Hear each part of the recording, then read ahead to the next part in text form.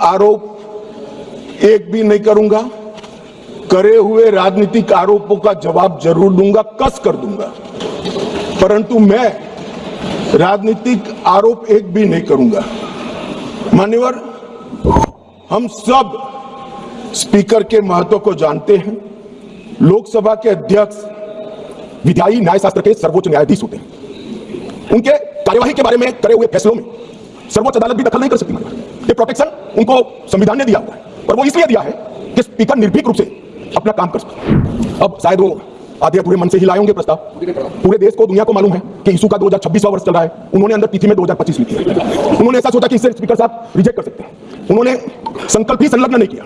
जो संकल्प होता है वो संलग्न करता है, मगर भूल गए वो कॉपी संलग्न नहीं की। उनको लगा कि स्पीकर साहब इसके कारण रिजेक्ट कर देंगे, और जब इनके ध्यान पर ला दिया गया तो उन्होंने नोटिस वापस लिया और दूसरा नोटिस आ गया। अब दूसरे नोटिस की बात करता हूं। दूसरे नोटिस में एकमात्र सी गौरव गोगोई के एक्चुअल हस्ताक्षर से बाकी सारे जेरोक्स थे।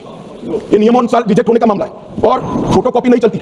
सदन के सदस्य ने एक्चुअल हस्ताक्षर वाला नोटिस देना होता है। साहब चलो मान लो एक्स्ट्राऑर्डिनरी सर्कमस्टेंसेस है, वो विपक्ष के सदस्य स्पीकर साहब के सामने अविश्वास की प्रस्ताव लाना चाहते हैं, मगर इतनी गंभीरता नहीं है कि नियमों के अनुसार लाए। ये नियम पढ़ते ही नहीं है।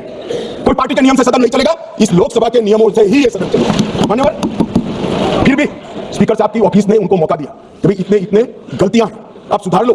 फिर अब उनको शर्म आई कि अब तो सुधारना ही पड़ेगा, तो रिजेक्ट करेंगे ही नहीं, तो फिर सुधार कर उसको दायर कर दिया। और मान्यवर, हाई मोरल ग्राउंड की बात करते हैं और सदन में गंभीरता की बात करते हैं। ये दोनों चीजें इससे ही प्रकाशित होती हैं। हाई मोरल ग्राउंड ये है कि दो बार नियम अनुसार अविश्वास का प्रस्ताव न होने के बावजूद श्रीमान बिरला जी ने, हमारे अध्यक्ष जी ने, उनको मौका देकर नोटिस उठाने के लिए मौका दिया। और गंभीरता की बात है, 4 दशक के बाद जिस नियम का उपयोग करके प्रस्ताव आया, वो प्रस्ताव नियम अनुसार ही नहीं है। ये नियम को